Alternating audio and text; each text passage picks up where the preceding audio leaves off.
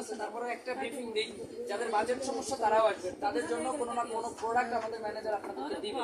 তো দেখা গেল বাজেট ডাজেন্ট ম্যাটার, যারা কোয়ালিটিফুল প্রোডাক্ট কিনবেন তারাই নর্মাল চলে আসবেন, এবং এখানে যাদের একদম লো বাজেটের প্রোডাক্ট কিনবেন তারাও চলে আসবেন, তাদের জন্য কিছু না কিছু দিবে। জাস্ট ম্যানেজারকে বলবেন যে আমার বাজেটে আমার কি দেওয়া যায়। আর আমিও চাই যে আমাদের বিকে ফ্যাশন থেকে এবার সকলেই কেনাকাটা করুক, ঈদের আনন্দ আমরা বিকে ফ্যাশন এর পোশাক দিয়ে সবার সাথে ভাগ করে নিতে চাই, এবং আমাদের ব্যবসাটা আমরা সবসময় বলি যে মানবিক সেবার মতো করে দেখি। তো ডিসকাউন্ট, প্রোডাক্ট কম, প্রাইস কম রাখা এটা আমাদের কাছে নতুন কিছু না, এটা আমরা সবসময় রাখি। কারণ আমাদের ঈদের সময় কিন্তু অন্যান্য ব্র্যান্ড ডিসকাউন্ট যেখানে দেয় না, যেখানে ব্যবসা করে সেখানে কিন্তু আমরা ছেড়ে দিই। আগের যে ঈদ গেছে সেই ঈদেও আমাদের মিনিমাম 3 থেকে 4 লক্ষ টাকা ডিসকাউন্ট গেছে টোটাল 2টা শোরুম মিলাই, যেটা আমাদের না দিলেও পারতাম, যেটা আমাদের প্রফিট লাগতো সেটাই আমরা ছেড়ে দিচ্ছি।